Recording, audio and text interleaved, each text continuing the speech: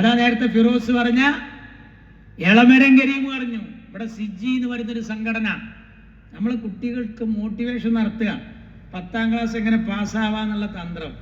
ആ കുട്ടികൾ ജയിച്ച് ലെവലായി ഉഷാറായി ഒക്കെ ഇങ്ങനെ വന്ന് നിൽക്കുമ്പോൾ ഈ കുട്ടികളെ ISIS-ലേക്കൊക്കെ റിക്രൂട്ട്മെന്റ് നടത്താൻ വേണ്ടി കോഴിക്കോട്ടെ ഒരു സ്ഥാപനം കേന്ദ്രീകരിച്ച് എന്ന് വരെ പറഞ്ഞു. ആര്? കരീം ഖാൻ. ആലോചിക്കണങ്ങള്. മാർക്സിസ്റ്റ് പാർട്ടി സകല ഹേതു ഉണ്ടാക്കി കൊടുക്കുകയാണ്.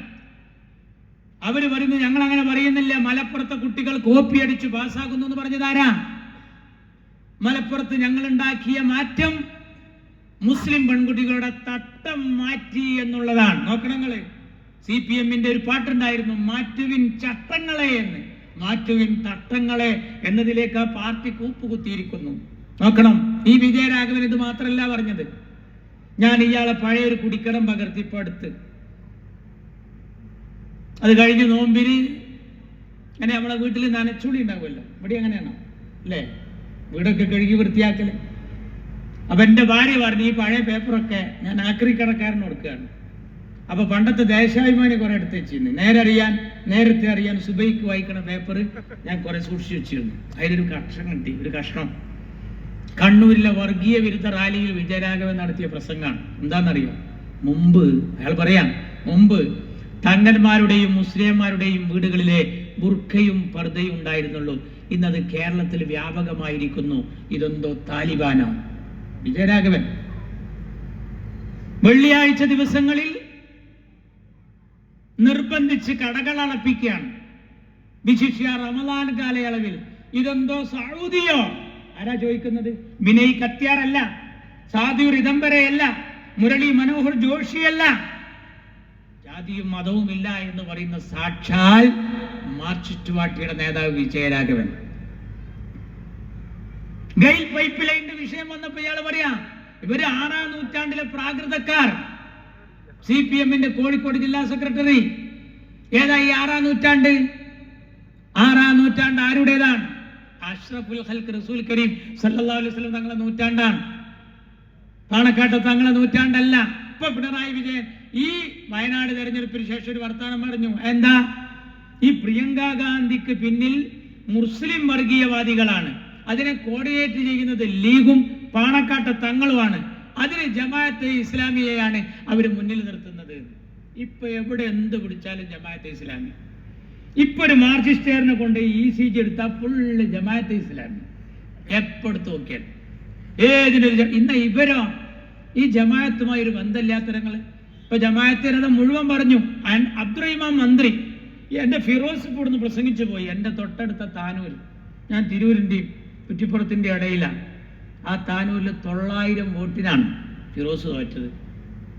SDPI-യും വെൽഫെയർ പാർട്ടിയും BJP-യും നോക്കണങ്ങള് 13 വാർഡിൽ താമരയാണ് ലീഡ്.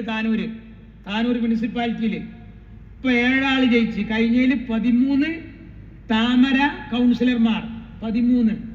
ഞാൻ പറയുന്ന അക്ക ഓർമ്മ വേണം. ആ 13 വാർഡിലും നിയമസഭയിൽ കപ്പും ശ്വാസറും അബ്ദുറഹിമാന്റെ ചിഹ്നം ലീഡ്. എന്താ അതിന്റെ മലയാളം? BJP-ക്ക് മെമ്പർമാരുള്ള വാർഡില് ബൂത്തില് ആര് ലീഡ്? LDF. നിയമസഭയിൽ LDF ലീഡ്. ഇപ്പൊ 7 താമര, അവിടെ മുഴുവനും അബ്ദുറഹിമാൻ ലീഡ്. ഒരേ സമയത്ത് SDPI-യുടെയും വോട്ട് കൊട്ടയിലാക്കി, BJP-യുടെ വോട്ടും കൊട്ടയിലാക്കി. സാമ്പാർ മുന്നണി എന്ന് ഞാൻ അതിന് പറയൂല. കാരണം സാമ്പാറിൽ ഒരിക്കലും കോഴിമുട്ട ഉണ്ടാകാറില്ല. ഇതിലതുണ്ട്. പച്ചക്കറിയുടെ കൂടെ കോഴിമുട്ട, ലിവർ, സോയാബീനും ലിവറും ഒപ്പം. അബ്ദുറഹിമാൻ പറഞ്ഞു ഞാൻ അങ്ങനെ പറയില്ല, അത് ലീഗിനെ തോൽപ്പിക്കാൻ എല്ലാരും ഒന്നായി. അതിന്റെ മലയാളം തന്നെ സാമ്പാർ. അത് നിങ്ങൾ കുറ്റിപ്പുറത്ത് നടത്തി KT ജലീലിനെ ജയിപ്പിക്കാൻ, എന്റെ കുഞ്ഞാപ്പാനെ തോൽപ്പിക്കാൻ നിങ്ങളെ കൊടുവള്ളിയിൽ നിന്നുണ്ട് 4 ബസ് പെണ്ണുങ്ങൾ വന്നിട്ട് ജമാഅത്തെ ഇസ്ലാമിയുടെ കാർക്കൂൻ ഹൽക്ക മുഴുവൻ വന്ന് കുറ്റിപ്പുറത്ത് ഇറങ്ങി. എന്നാണ് അജിതനെ മജത്തടി അടിക്കാൻ നമ്മളെ കുട്ടികൾ ഇറങ്ങിയത്. അവിടെ നമ്മൾ ഇറങ്ങിയ സമയത്ത് ഇവരൊക്കെ നല്ല മക്കണധാരികൾ ഇറങ്ങി വന്നല്ലോ. കുറ്റിപ്പുറത്ത് കുഞ്ഞാലിക്കുട്ടിയെ തോൽപ്പിച്ചത് എങ്ങനെയാണ്? നിങ്ങൾ മറക്കാനായോ? എന്റെ മുനീർ സൗത്തിൽ മത്സരിക്കുമ്പോ, ഇപ്പൊ മുനീർ അല്ലേ ഇവിടുത്തെ MLA, മുനീർ സൗത്തിൽ മത്സരിക്കുമ്പോ ഒരു എതിർ സ്ഥാനാർത്ഥി ഉണ്ടായിരുന്നു. ആരാ? പ്രൊഫസർ അബ്ദുൽ വഹാബ്. സൗത്തിൽ മത്സരിച്ചില്ലേ ഈ അബ്ദുൽ വഹാബ് പ്രൊഫസർ, ഓർമ്മയില്ലേ? AP അബ്ദുൽ വഹാബ്. ആ അബ്ദുൽ വഹാബ് മഞ്ചേരിയിൽ മത്സരിച്ചു. ആർക്കെതിരെ? അബ്ദുൾ റബ്ബിനെതിരെ. ആരാ മൂപ്പര്? ഇന്ത്യയുടെ മോചനം ഇസ്ലാമിലൂടെ എന്ന് സിമി മുദ്രാവാക്യം വിളിക്കുമ്പോ അതിന്റെ സംസ്ഥാന പ്രസിഡന്റാ. നിങ്ങളെ LDFന്റെ സ്ഥാനാർത്ഥി ആര്? ഇതേ വഹാബ്. ആരോടായി വർത്താനം പറയുന്നത്? എന്നിട്ട് പിണറായി പറയാൻ രാഷ്ട്രീയ ചെറ്റത്തരം ചെയ്ത ലീഗ്. താനൂരിൽ തന്നെ കുഞ്ഞാലിക്കുട്ടി മറുപടി കൊടുത്തു. നല്ല മണ്ണിൽ വന്നിട്ടാ പറഞ്ഞത്, നിങ്ങൾക്ക് എന്തു ആവാം. അല്ലെങ്കിൽ 170ഓളം ബൂത്തിൽ എങ്ങനെ വയനാട്ടിൽ എങ്ങനെ വരണത് മാറുകയാണ്. ഇപ്പൊ സുരേഷ് ഗോപിയെ ജയിപ്പിച്ചത് പൂരം കലക്കിയിട്ടാന്ന് പറയുന്നത് അരിവാൾ കതിരിൽ മത്സരിച്ച സ്ഥാനാർത്ഥി സുനിൽ കുമാർ.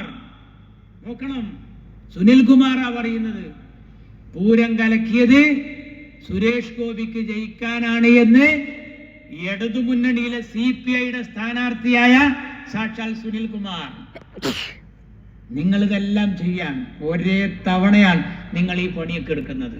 ഞങ്ങൾ ജാതി മതം നോക്കി വോട്ട് ചെയ്യുന്നവരാ. നിങ്ങൾ ഇവിടെ ഈ കോഴിക്കോട്, ഇത് കോഴിക്കോട് മണ്ഡലത്തിന്റെ ഭാഗമായിരുന്നല്ലോ, കരീംക എന്നുള്ള മാത്രം ഒരു പോസ്റ്റർ ഉണ്ടായിരുന്നു. അത് കാക്കാര് കൂടുതലുള്ള സ്ഥലത്ത് മാത്രം. കോഴിക്കോട് ഞാൻ കണ്ടു ആ പോസ്റ്റർ. കരീംക ഇവിടെ, മറ്റിടത്തൊക്കെ സഖാവ് ഇളമരം കരീം. അവക്കാന്ന് പറഞ്ഞതിനെന്താ? അതിലൊരു മാനുണ്ട്. ഇസ്കാ മത്ലബ് ക്യാ ഹേ? അതിന്റെ ഉത്തരം എന്താണ്? പറയണം. തഞ്ചം നോക്കി, താപ്പ് നോക്കി നിങ്ങൾ എന്തെല്ലാം ചെയ്തു? എന്നാ ഞങ്ങളെ കണ്ടു പഠിക്ക്. ഞങ്ങളെ PKK ബാബ ഗുരുവായൂരിൽ മത്സരിക്കുമ്പോ ഗുരുവായൂർ ക്ഷേത്രത്തിന്റെ ഭണ്ഡാരം തുറന്നപ്പോ സ്വർണം കൊണ്ടുണ്ടാക്കിയ ഒരു ചെറിയ കോണിച്ചിഹ്നം, ദൈവമേ ലീഗ് പരാജയപ്പെടരുത് എന്ന് പറഞ്ഞ് ഒരു ഹൈന്ദവൻ നേർച്ച നേർന്നതായിരുന്നു. ഞങ്ങളെ CHനെ കേരളക്കര നീട്ടി വിളിച്ചത് CHM Koya. CHM Koya. C for Christian, H for Hindu, M for Muslim. CHM Koya. ക്രിസ്ത്യാനികൾക്കും ഹിന്ദുക്കൾക്കും മുസ്ലിങ്ങൾക്കും വേണ്ടപ്പെട്ട കോയ, മതസൗഹാർദ്ദത്തിന്റെ കോയ. ഞങ്ങൾ ജാതി മതവും നോക്കിയല്ല സ്ഥാനാർത്ഥികളെ നിർത്തല്. തിരൂരങ്ങാടി 0.5% ക്രിസ്ത്യാനി ഇല്ലാത്ത തിരൂരങ്ങാടി. ഔക്കാദർ കുട്ടിനഹയെ, അബൂ സാഹിബിനെ, അബ്ദുൾ റബ്ബിനെ ജയിപ്പിച്ച് ശീലിപ്പിച്ച തിരൂരങ്ങാടിയുടെ മണ്ണിൽ ഞങ്ങൾ നിർത്തി. ആരെയാ നിർത്തിയത്? AK ആന്റണിയെ. 0.5% ക്രിസ്ത്യാനി ഇല്ലാത്ത മണ്ഡലത്തിൽ, അതും കോണിയിലല്ല, കൈപ്പത്തിയിൽ. ആരെ നിർത്തി? ആന്റണിയെ. അന്ന് രസമുണ്ടായി. ശിഹാബ് തങ്ങൾ ഈ സീറ്റ് വിറ്റിരിക്കുന്നു എന്ന് മാതൃഭൂമി എഴുതി.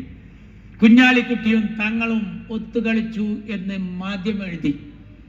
ഞാൻ ഓർക്കുന്നു, അന്നത്തെ ദേശാഭിമാനിയിൽ ഒരു വെണ്ടക്ക ഉണ്ടായിരുന്നു. എന്താ വെണ്ടക്ക നിരത്തിയത്? തിരൂരങ്ങാടിയിലെ അന്നത്തെ പാട്ട്, കാത്തു സൂക്ഷിച്ച ലീഗിന്റെ മണ്ഡലം കാക്ക കൊത്തി പോകും. അതായിരുന്നു പാട്ട്. നിങ്ങൾ അറിയണം, അവിടെ ആരാ മത്സരിച്ചത്?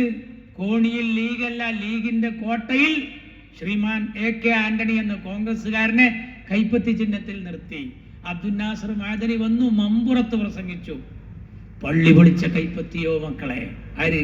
മഅദനി. അപ്പോഴാണ് TK ഹംസ തിരൂരങ്ങാടിയിൽ പ്രസംഗിക്കുന്നത്. ആലി മുസ്ലിയാരുടെ മണ്ണിൽ ആന്റണിയോ. എന്താ അതിന്റെ അർത്ഥം? മാപ്പിളാരുടെ നാട്ടില് അച്ചായനോ എന്നാ മലയാളം. എന്നിട്ടോ അന്ന് വേറൊരു കരീം ഉണ്ടായിരുന്നു, ഒരു ചരിത്രകാരൻ. മൂപ്പരായിരുന്നു ഇടതുപക്ഷ സ്ഥാനം. എന്നെ കരീം ആരെ സ്ഥാനാർത്ഥി? LDFന്റെ. എന്താ അതിന്റെ അർത്ഥം? ഹംസാക്ക പറയുന്നതിന്റെ മലയാളം എന്താ? ഈ ക്രിസ്ത്യാനിയെ അല്ല മുസ്ലിങ്ങൾ വോട്ട് ചെയ്ത് ജയിപ്പിക്കേണ്ടത്. ആലി മുസ്ലിയാരുടെ മണ്ണിൽ ആന്റണിയോ. ആര്? TK ഹംസ. പള്ളി പൊളിച്ച കൈപ്പത്തിയോ. ആര്? അബ്ദുൽ നാസർ മഅദനി. INL ഒരു ഭാഗത്ത്. ഇങ്ങനെയായിരുന്നു മത്സരം. നമ്മള് സ്ത്രീകൾക്ക് ക്ലാസ് എടുത്തു കൊടുക്കുക. മക്കളെ, ഈ കൊല്ലം ചിഹ്നം, പ്രാവശ്യം ചിഹ്നം കോണിയല്ലട്ടാ, ഏണിയല്ലട്ടാ, കൈപ്പത്തിയട്ടോ, അങ്ങനെ പറയാ. ഇയാള് പള്ളി പൊളിച്ച കൈപ്പത്തി എന്ന് പറയാ. ആലി മുസ്ലിയാരുടെ മണ്ണിൽ ആന്റണി എന്ന് ഹംസാക്ക പറയാ. അന്ന് കുടുംബയോഗം ഞാൻ ആദ്യമായിട്ട് കണ്ടത് തിരുരങ്ങാടിയിലാണ്. പരപ്പനങ്ങാടി ഒട്ടുമ്മൽ കടപ്പുറത്തിരിക്കുന്ന ഉമ്മമാർക്ക് ഇങ്ങനെ പ്രസംഗിച്ചു കൊടുക്കുകയാണ് നമ്മൾ. കോണില്യട്ടോ, കൈപ്പത്തിയാണ് ട്ടോ, ആന്റണി നമ്മുടെ കോൺഗ്രസിന്റെ സ്ഥാനാർത്ഥിയാണ്, പാണക്കാട്ട തങ്ങൾ നിർത്തിയ സ്ഥാനാർത്ഥിയാണ്, അതുകൊണ്ട് ശ്രദ്ധിക്കണേ, വോട്ട് ചെയ്യുമ്പോൾ കോണില്ല എന്ന് തോന്നിയിട്ട് ബൂത്തിൽ നിന്ന് ഇറങ്ങി പോരരുതെന്ന് ഉമ്മമാർക്ക് ഇങ്ങനെ പഠിപ്പിക്കുകയാണ്. ആ കുടുംബയോഗം കഴിഞ്ഞ് പോകുന്ന വല്യമ്മമാരെ തടഞ്ഞു നിർത്തി മാതൃഭൂമിയുടെ ഫിത്തനക്കാരൻ. അന്ന് ചാനലുകാരെ പ്രസവിച്ചിട്ടില്ല, അന്ന് ഈ ഫിത്തനയുടെ ടവർ എവിടെ ഉണ്ടായിരുന്നില്ല, അന്ന് പത്രമായിരുന്നു. മാതൃഭൂമിയുടെ ലേഖകൻ കുടുംബയോഗം കഴിഞ്ഞ് വരുന്ന വല്യമ്മമാരെ തടഞ്ഞു നിർത്തി ചോദിച്ചു, അല്ല വല്യമ്മ, ഈ ഏണിക്ക് കോണിക്ക് മാത്രം വോട്ട് ചെയ്ത് ശീലിച്ച നിങ്ങൾ എങ്ങനെയാണ് ഈ കൈപ്പത്തിക്ക് വോട്ട് ചെയ്യാൻ? ഈ ഏണിക്ക് കോണിക്ക് മാത്രം വോട്ട് ചെയ്ത് ശീലിച്ച നിങ്ങൾ എങ്ങനെയാ ഈ കൈപ്പത്തിക്ക് ചെയ്യാ? ആ വല്യമ്മ നിലത്ത് കിടക്കുന്ന ഒരു കൊള്ളിക്കഷ്ണം, ഒരു മരക്കഷ്ണം എടുത്തിട്ട് പറഞ്ഞ, എടാ മോനെ, ഇതാണ് ചിഹ്നെന്ന് പാണക്കാട്ട കുട്ടിയോട് പറഞ്ഞ വോട്ട് ഇതിമുണ്ടാവും, ചിലക്കഥ ഓട വിടുന്നതെന്ന്. ആരോട്? മാതൃഭൂമി ലേഖകനോട്. ആ വല്യമ്മാന്റെ രാഷ്ട്രീയ പ്രബുദ്ധതയാണ് മുസ്ലിം ലീഗിന്റെ കൽബ്.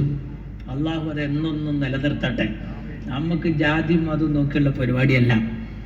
നമ്മൾ ജയിപ്പിക്കുമ്പോ ആരെയൊക്കെ ജയിപ്പിച്ചു? ഇപ്പൊ കണ്ടോ, വടകരയിൽ നമ്മൾ മുല്ലപ്പള്ളിയെ ജയിപ്പിച്ചു, അതുപോലെ എത്ര ആളുകൾ ജയിപ്പിച്ചു? മുരളിയെ ജയിപ്പിച്ചു.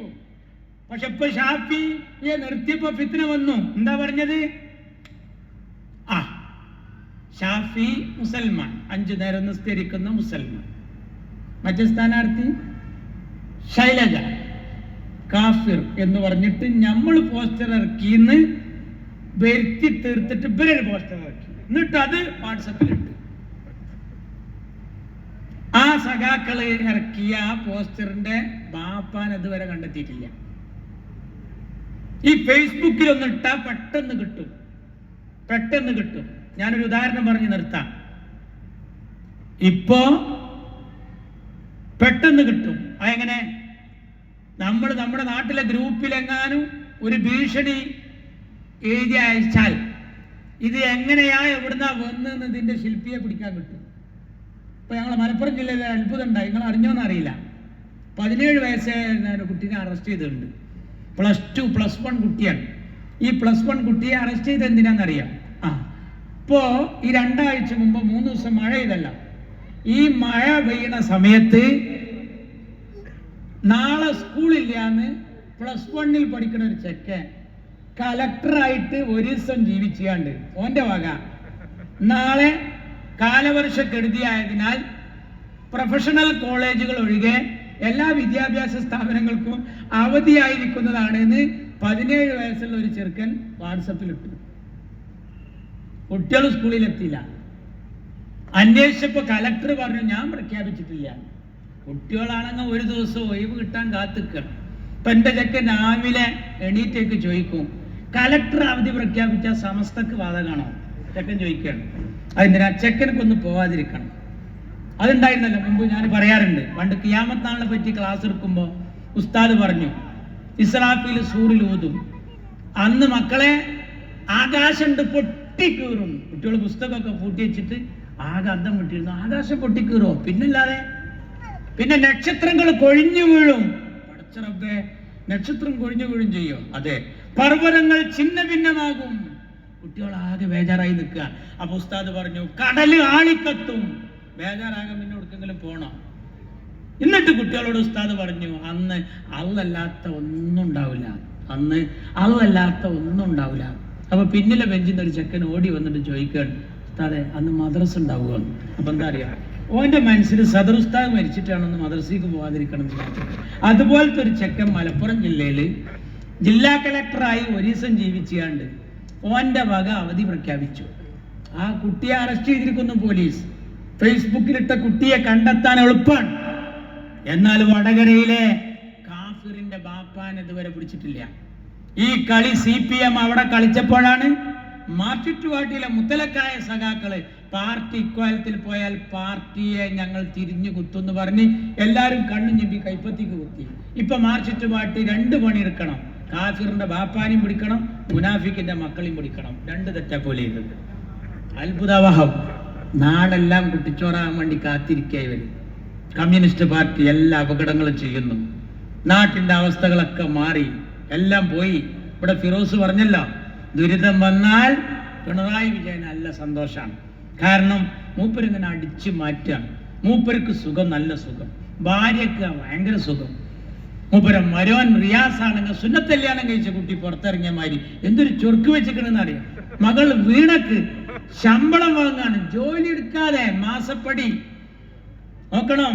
കാരുണ്യ ബെനവലന്റ് നിന്നു, ക്യാൻസർ രോഗി നിന്നു, കിഡ്നി രോഗിയുടെ സഹായം നിന്നു. പക്ഷേ ഞാൻ പറയട്ടെ, ഒരു പെമ്പറന്നോളോട് കരുണ കാണിച്ചു കേരളത്തിന്റെ മുഖ്യമന്ത്രി.